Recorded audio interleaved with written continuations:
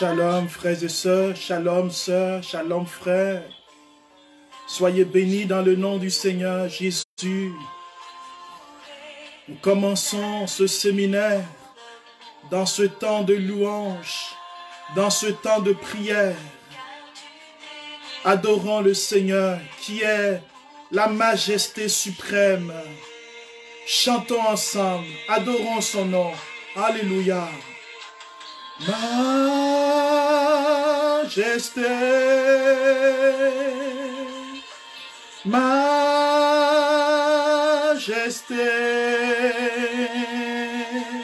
ta grâce m'a trouvé tel que je suis.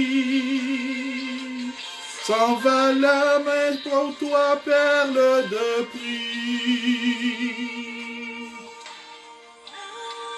Amen. Me voici devant toi, Seigneur, dans ce cheminement qui commence. Me voici devant toi, ô mon Dieu, dans ton amour. Tu accordes le pardon à celui qui vient vers toi. Me voici, ô mon Dieu. Me voici, Adonai. Me voici, roi des rois. Dieu puissant, Dieu fort. Voici mes frères, mes sœurs, de tous les pays, les nations. Nous venons à toi, Seigneur. Oh Seigneur, j'ai trouvé ta vie et ton amour parfait. Et je veux te louer, Seigneur, t'adorer pour ton esprit qui est vivant, ton esprit qui est puissant, ton esprit que tu veux répandre sur notre monde. Chantons la majesté de Dieu. Alléluia, gloire à Dieu. Majesté, à lui la majesté. Majesté,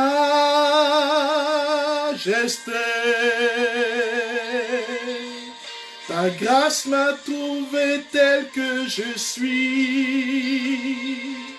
Sans valeur, mais pour toi, perle de prix. Alléluia. Majesté,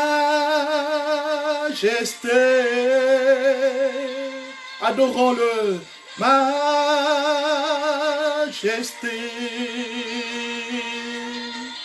ta grâce m'a trouvé tel que je suis. Tel que je suis, Seigneur. Sans valeur, mais en toi, perle de prix. Alléluia.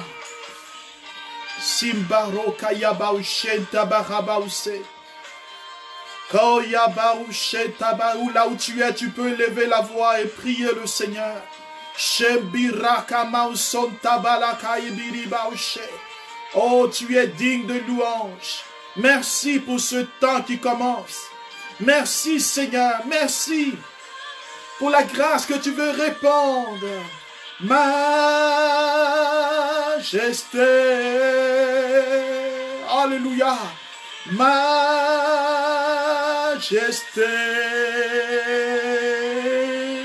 ta grâce m'a trouvé tel que je suis. Sans valeur, mais en toi, perle de prix. Majesté, oh, qui est comme toi?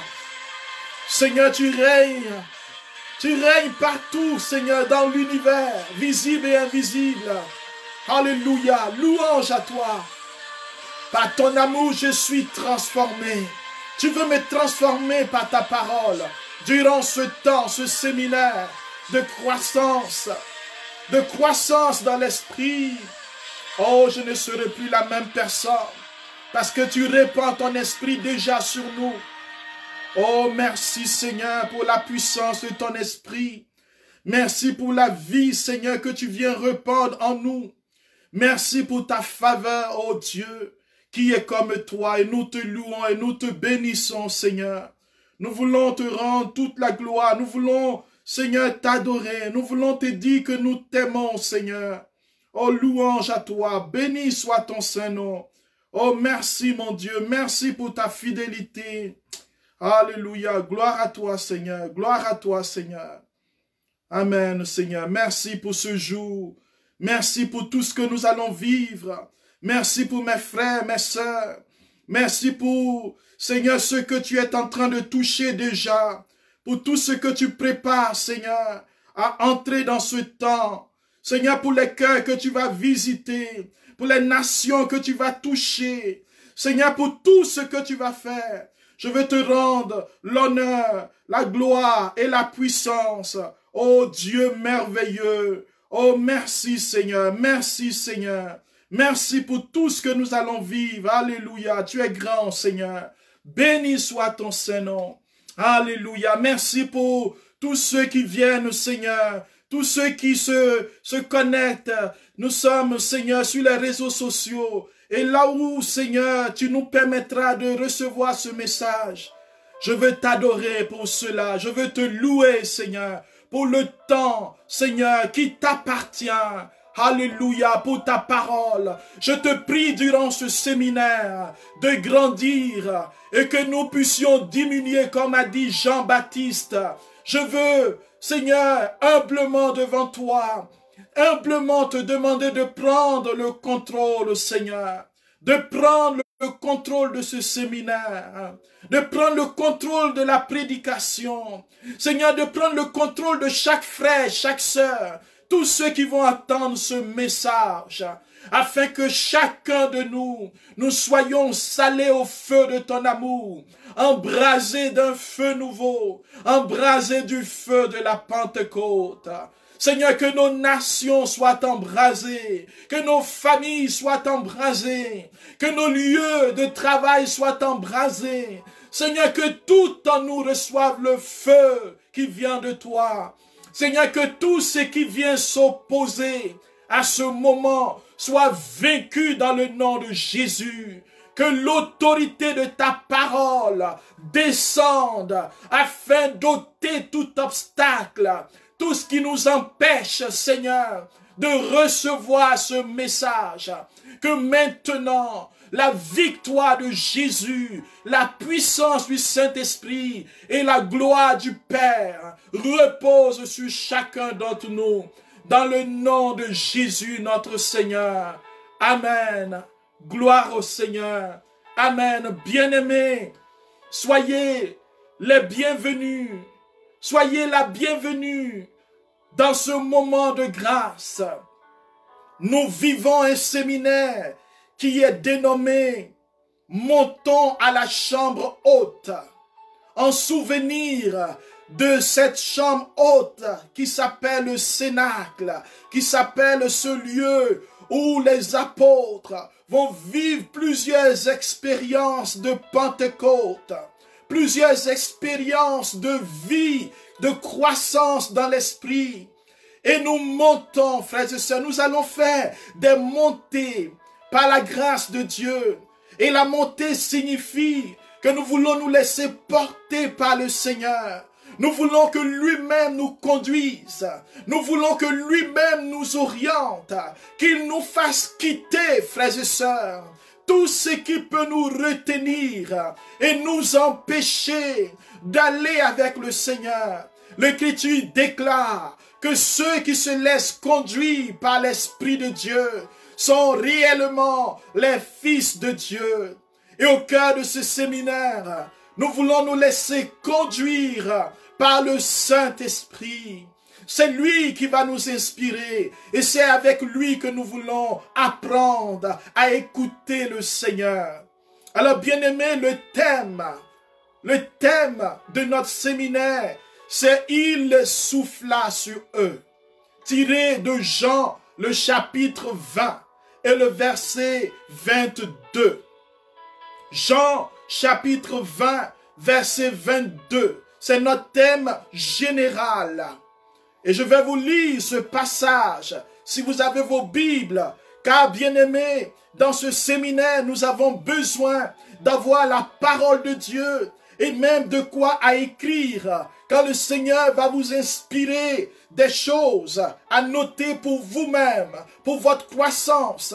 Important d'écrire ces choses pour vous souvenir de ce que Dieu vous dit, de ce que Dieu fait avec vous. Jean chapitre 20. à partir du verset 19, nous lisons. Le soir, ce même jour, le premier de la semaine, donc nous sommes au dimanche, et les portes étant closes, là où se trouvaient les disciples, par peur des Juifs, Jésus vint et se tint au milieu, et il leur dit, paix à vous. Ayant dit cela, il leur montra ses mains et son côté. Les disciples furent remplis de joie à la vue du Seigneur. Et il leur dit de nouveau, paix à vous.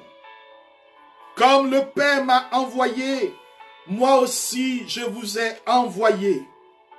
Ayant dit cela, écoute bien mon frère, ma soeur, ayant dit cela, il souffla sur eux et leur dit, recevez l'Esprit Saint. Ceux à qui vous remettrez les péchés, ils leur seront remis. Ceux à qui vous les retiendrez, ils leur seront retenus. Alléluia. Il souffla sur eux. Frères et sœurs, voici la révélation pour nous dans ce séminaire. Nous voyons bien que le Seigneur ressuscité, lui qui est la parole de Dieu, la révélation de Dieu, la révélation divine, qui vient alors que les apôtres, frères et sœurs comme vous et moi, ils sont dans la chambre haute, mais ils ont fermé les portes. Cela est un symbole fort. Les portes fermées, cela veut dire que leurs cœurs sont fermés. Leurs intelligences sont fermées. Ils ont peur de laisser Dieu prendre le contrôle. Ils ont peur de laisser la parole de Dieu se mouvoir. Le Seigneur leur a dit d'attendre la promesse. Mais il ne leur a pas dit d'avoir peur. Il ne leur a pas dit de s'enfermer.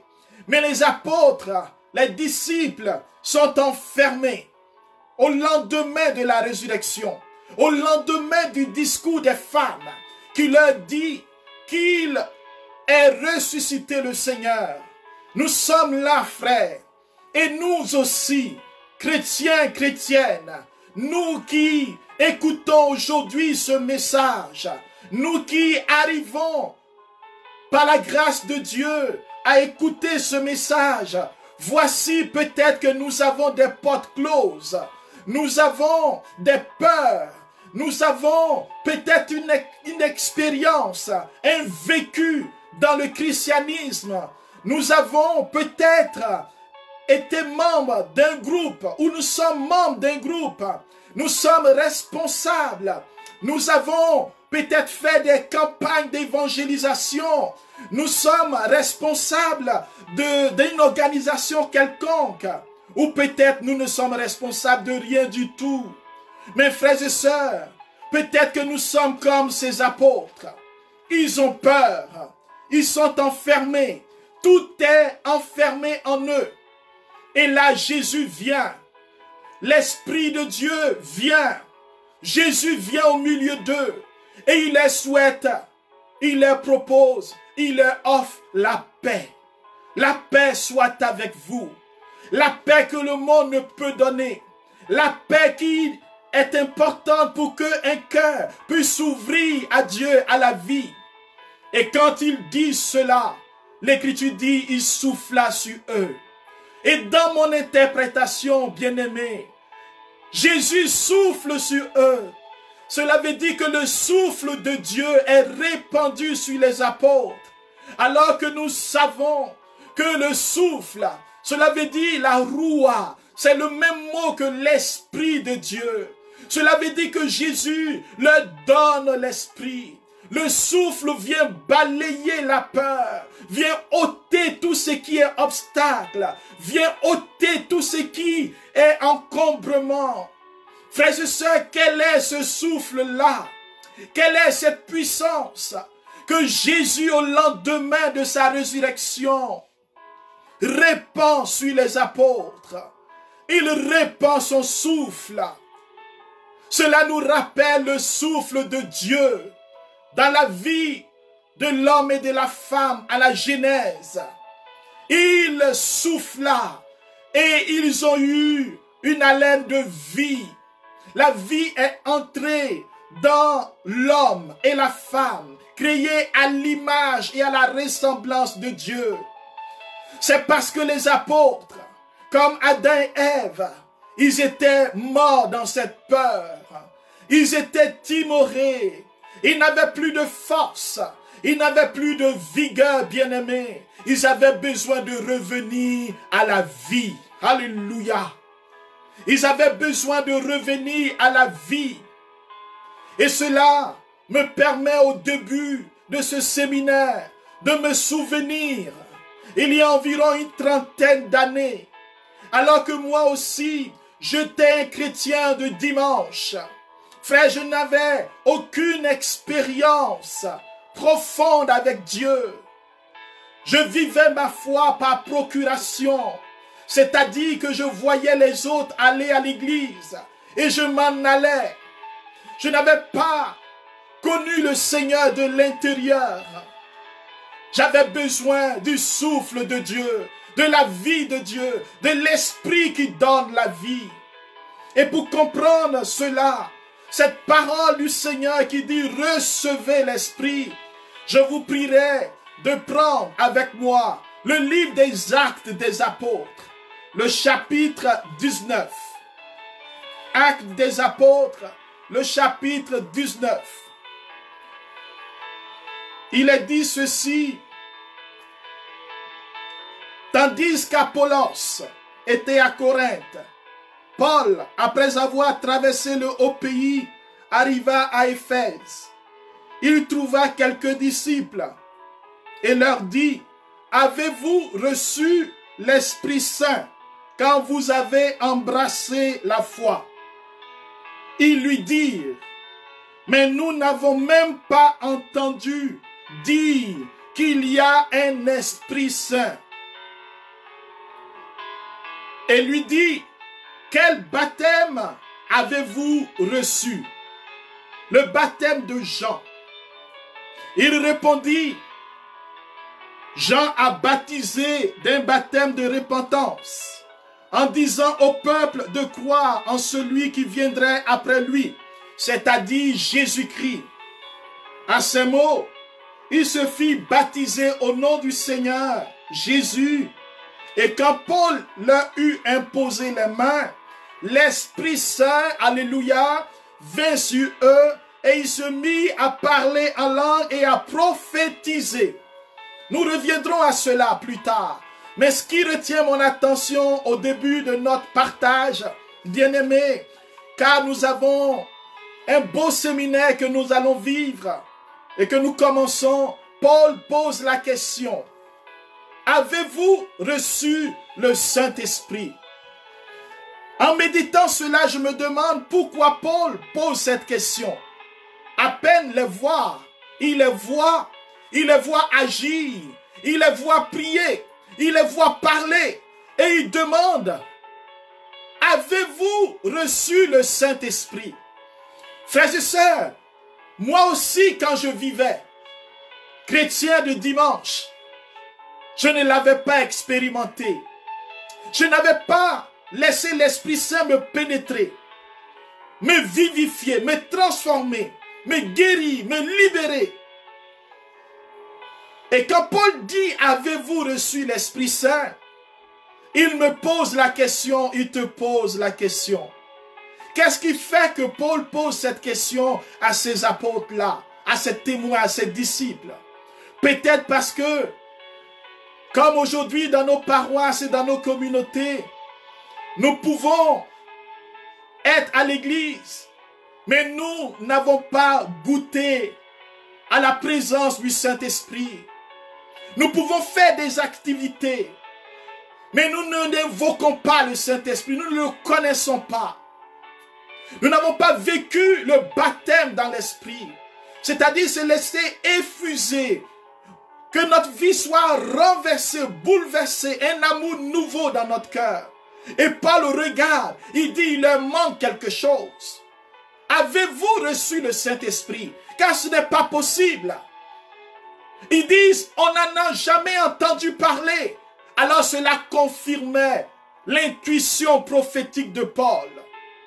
Frères et sœurs, ils ignoraient qui est l'Esprit Saint.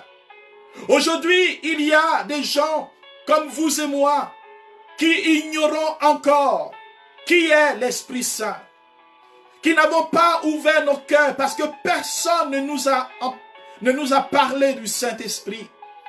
On l'a reçu au baptême, on dit c'est la troisième personne de la Trinité. Et puis après, qu'est-ce qu'il nous apporte? Qu'est-ce qu'il fait dans la vie d'un chrétien? Quelle est l'importance du Saint-Esprit?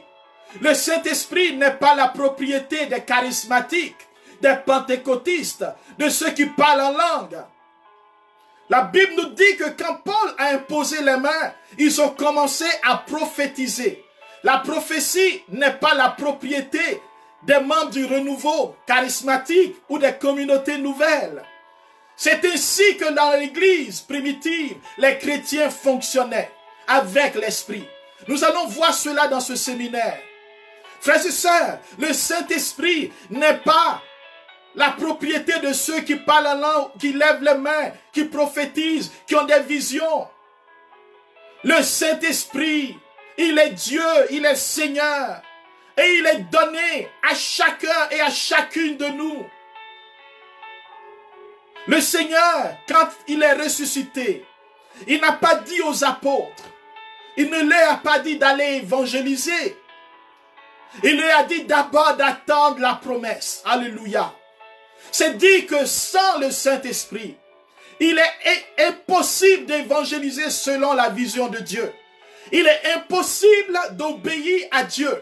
Il est impossible de marcher dans les voies de Dieu. Il est impossible d'écouter la voix de Dieu. On ne peut pas faire l'œuvre de Dieu sans le Saint-Esprit.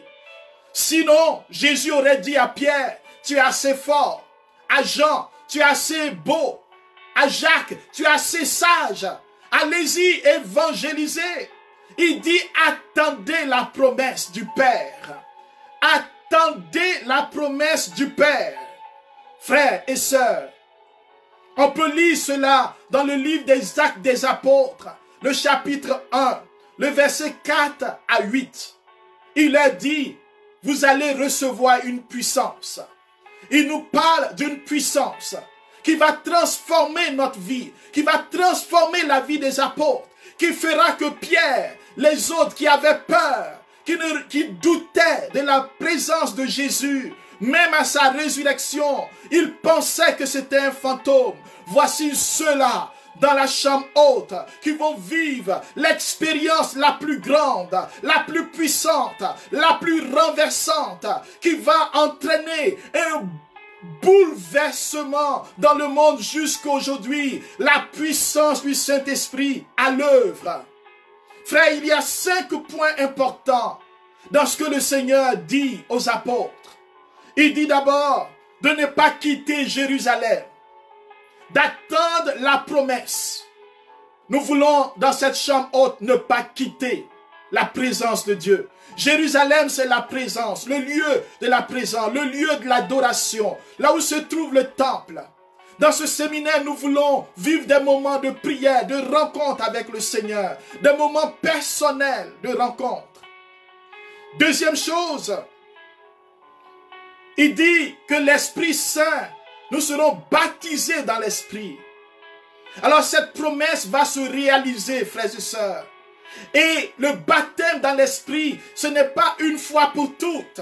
Peut-être que tu t'es dit, j'ai déjà reçu l'effusion de l'Esprit.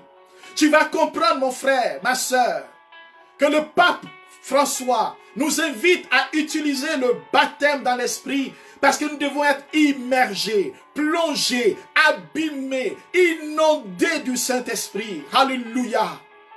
Et le baptême dans l'Esprit, il se renouvelle chaque jour. On va le voir. Les apôtres vont vivre des baptêmes dans l'Esprit continuels. Ils vont comprendre qu'on ne peut pas servir Dieu sans recevoir ce baptême chaque fois qu'on en a besoin. Il est renouvelable. Et chaque baptême est unique parce que l'Esprit Saint ne se répète pas. Alléluia. Il nous fait grandir, il nous fait croître, il nous fait accueillir la grâce de Dieu. Un autre point, il dit, vous allez recevoir une force. Une force. Frères et sœurs, nous avons besoin de cette force en ce temps de pandémie, en ce temps de difficulté, en ce temps de confusion. La force de Dieu pour que toi et moi, nous nous levons et que rien ne nous arrête, rien ne nous bloque, rien ne nous effraie. La force de Dieu qui est le zèle que Dieu nous donne, l'audace qui nous fait avancer, qui fait que les apôtres vont dire mieux vaut obéir à Dieu qu'aux hommes. Même en prison, Pierre et Jean vont chanter la gloire de Dieu. Rien ne peut les séparer de l'amour de Dieu parce que ce feu est en eux. Parce que les langues de feu brûlent en eux. Parce que la puissance de Dieu, le feu du Saint-Esprit, la force du Saint-Esprit agit dans le cœur. Alors, vous serez mes témoins, dit le Seigneur. Un autre point. Les témoins. Qu'est-ce que cela veut dire? Le témoin, c'est celui qui a vu. C'est celui qui a entendu. C'est celui qui a vécu l'expérience palpable. Il ne se fait pas raconter. Il dit ce qu'il a vu. Et il est prêt à témoigner. C'est-à-dire, il est prêt à défendre ce qu'il a vu. Vous serez les témoins. Vous parlerez de moi.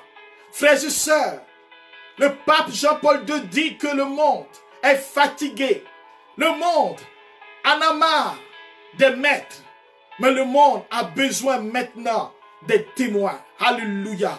Jésus dit que nous serons les témoins jusqu'aux extrémités de la terre. Alors mon frère, notre mission est grande.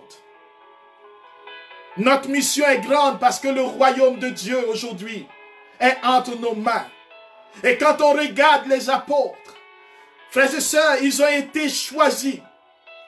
Ils ont été appelés. Ils ont été mandatés. Et le Saint-Esprit habitait en eux. Ils n'étaient pas parfaits. Ils n'avaient pas le monopole de la révélation.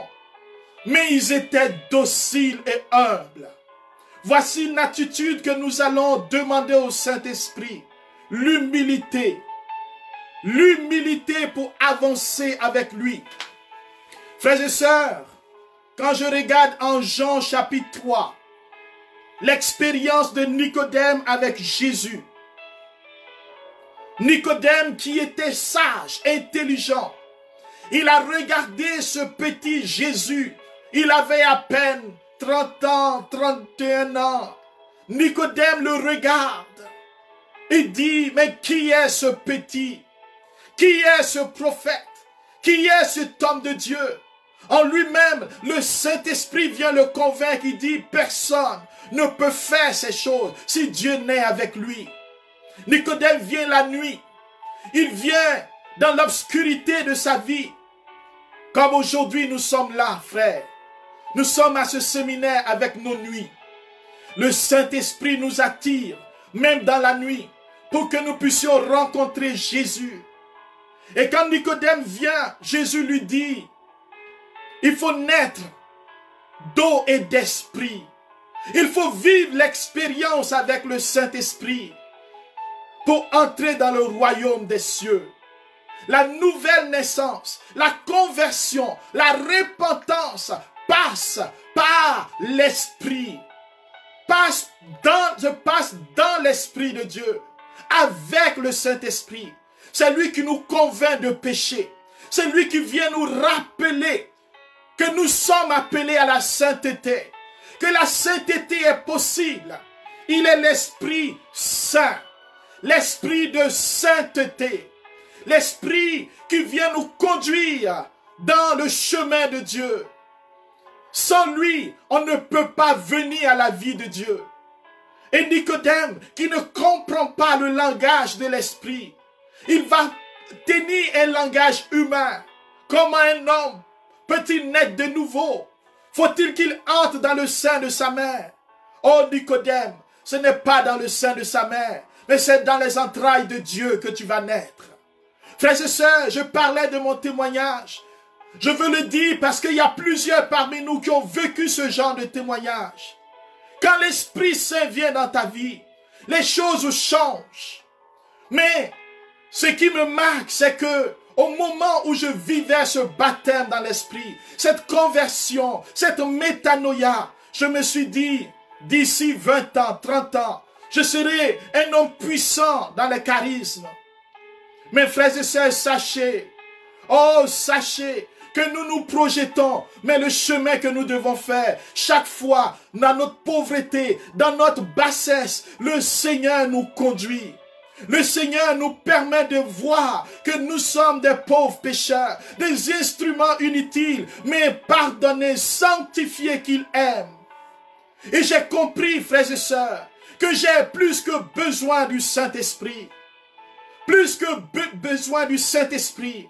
Et peut-être toi et moi, nous avons besoin du Saint-Esprit pour comprendre que nous ne le maîtrisons pas. Jésus dira à Nicodème, le vent souffle, l'Esprit souffle, la roue souffle. Tu ne sais ni d'où il vient, ni où il va. L'expérience avec le Saint-Esprit, la vie dans l'Esprit ne se vit pas par procuration. Ce n'est pas parce que ton papa est un homme de Dieu que tu reçois le Saint-Esprit, que tu reçois tous les charismes. Ce n'est pas parce que tu appartiens à un ministère qui est béni que le Saint-Esprit est ta propriété. Le Seigneur m'a dit, ce n'est pas parce que tu prêches que tu es meilleur que les autres. Paul dit que même après avoir prêché, il doit être vigilant. Il doit être vigilant, veiller sur le tas de son cœur. Quand l'Esprit Saint vient, il te montre les facettes de ta vie que tu n'as pas envie de voir. Les gens peuvent t'acclamer, mais toi tu te regardes et tu sais qui tu es. Parce qu'il vient te convaincre de péché. Il vient te convaincre que tu es un instrument inutile. Et si tu n'es pas là, il va faire surgir des pierres pour louer le Seigneur. Il va faire surgir des animaux pour adorer le Seigneur. Mon frère et ma soeur, il peut le faire. Mais il veut t'utiliser. Il veut passer par toi. Il veut que tu sois aujourd'hui celui qui désire, qui a soif de lui, qui a soif de l'Esprit Saint. Il n'est pas une énergie abstraite. Il n'est pas, mon frère et ma soeur, l'Esprit qui vient pour faire des miracles et des miracles. Il est une personne, alléluia. Il veut d'abord une relation avec toi. Il veut d'abord une relation d'amour. Oh Saint-Esprit, je veux tomber amoureux de toi. Je veux t'aimer encore. Les apôtres ont vécu cette expérience, cette relation d'amour, afin qu'ils soient habités par l'Esprit, afin qu'ils la roue à le souffle de Dieu, le souffle vienne prendre chair en eux, qu'ils respirent de l'Esprit, qu'ils vivent de l'Esprit, qu'ils parlent dans l'Esprit. Alléluia. Tu as besoin du Saint-Esprit. Nous devons respirer l'air du Saint-Esprit. Nous devons avoir la pensée du Saint-Esprit. Nos communautés, nos vies ont besoin d'être transfigurées dans l'Esprit. L'Esprit vient balayer, il vient souffler sur tout ce qui est charnel, sur les rivalités, les jalousies. Nous allons voir dans ce séminaire, bien-aimés, nous allons voir comment la première communauté chrétienne s'est laissée porter dans l'Esprit. Les erreurs à éviter, tout ce que le Seigneur veut faire en nous. Tu entends le vent, mais tu ne sais ni d'où il vient, ni où il va. Est-ce que tu as soif de lui? Est-ce que tu as soif de lui? Il dit, si tu as soif, si tu as faim, viens à moi. Vous tous qui êtes fatigués, nous dit le Seigneur. Dans le livre d'Isaïe, il dit, vous tous qui avez soif, venez boire. Frères et sœurs, nous allons voir que le Saint-Esprit est une source qui jaillit. Et Paul dit, laissez jaillir l'Esprit. N'étouffons pas l'Esprit. N'ayons pas peur. Laissons jaillir l'Esprit. Alléluia. Est-ce que tu as soif de lui? Oh, est-ce que j'ai soif de lui? Est-ce que je veux l'aimer au-dessus de toutes choses? Oui, j'ai des préoccupations. Oui, j'ai des problèmes. Oui, peut-être je cherche un emploi. Oui, je suis malade. Oui, j'ai besoin d'une réponse. J'ai besoin d'une parole. J'ai besoin que Dieu m'éclaire. Mais il te demande d'abord, est-ce que tu veux m'aimer? Est-ce que tu veux me faire de la place? Est-ce qu'il y a de la place dans ton cœur pour moi? Est-ce que tu veux être un ami du Saint-Esprit? Un tabernacle du Saint-Esprit? Un ami du Dieu vivant? Est-ce que tu veux faire de la place au Seigneur en cet instant, au début de ce temps? Oui, quand il vient, les autres choses n'ont plus de valeur. Les autres choses n'ont plus de saveur. Oui, il vient mettre la priorité dans ton cœur. Ce qui ne passe pas. Il ouvre le ciel dans ton cœur. Il fait descendre le ciel en toi. Afin que tu regardes ce monde avec le regard de Dieu. Que ton cœur devienne enflammé par la puissance du Seigneur. Oui, mon frère, cela est possible aujourd'hui. Cela est possible dans ta vie. Cela est possible dans ma vie. Je disais, Seigneur, mais tu choisis un pauvre que je suis. Tu choisis un pécheur que je suis.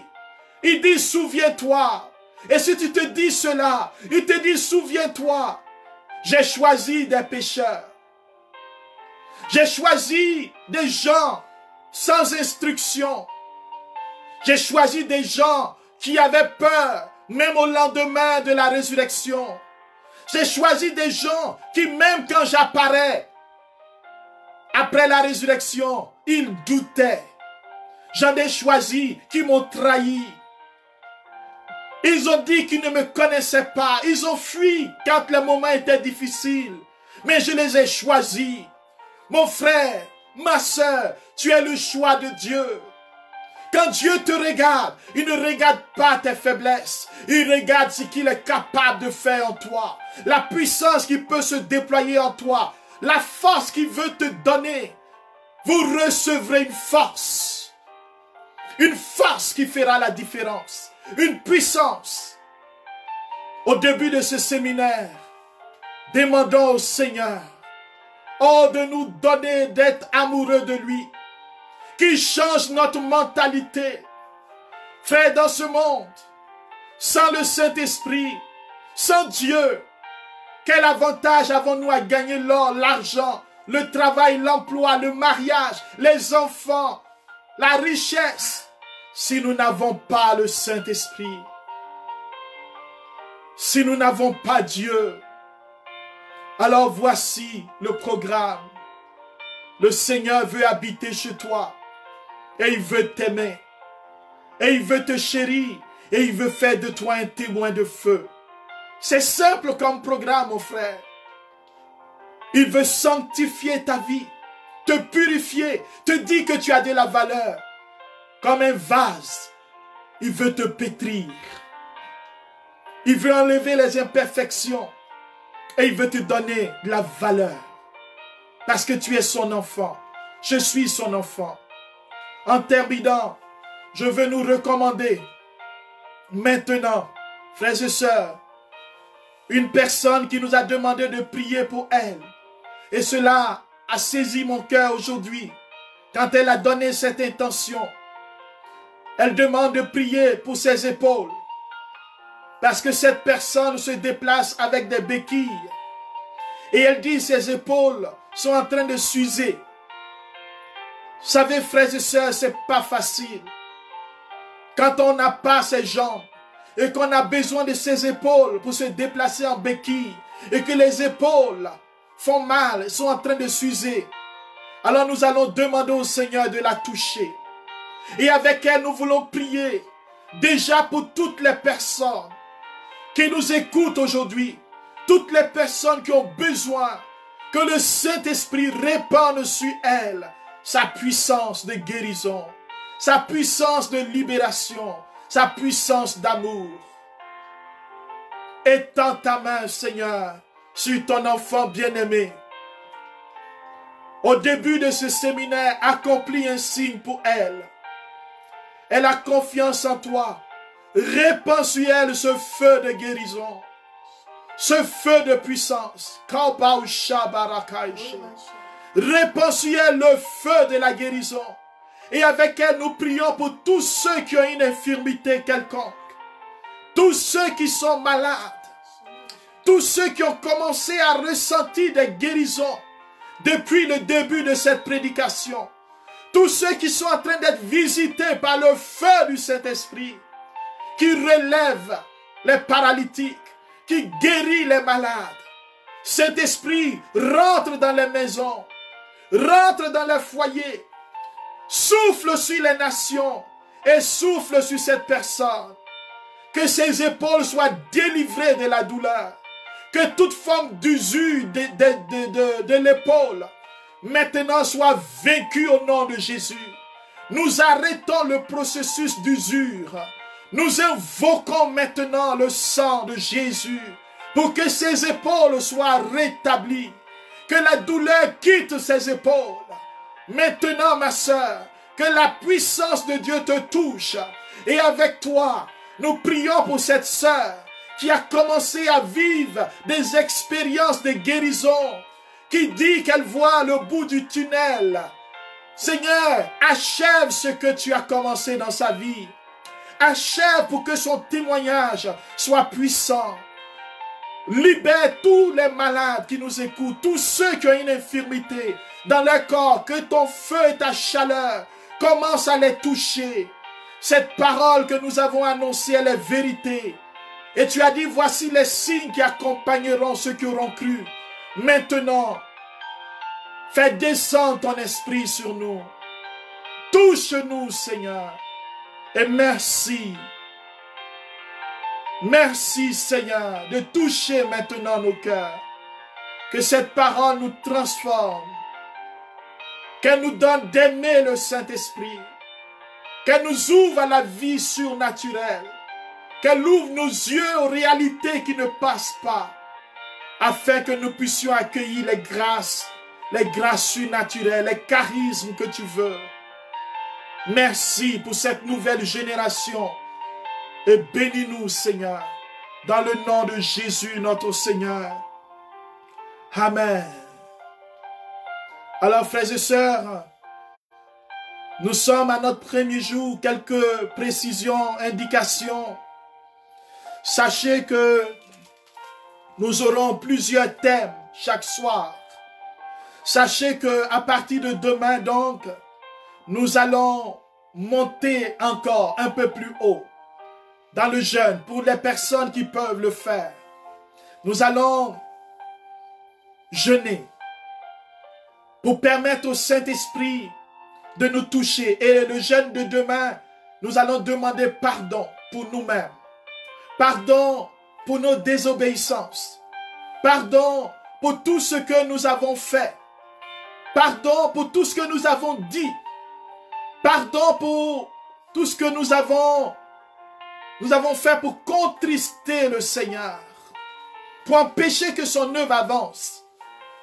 Alors, on demandera pardon pour nous. On va demander pardon pour les serviteurs et les servantes de Dieu.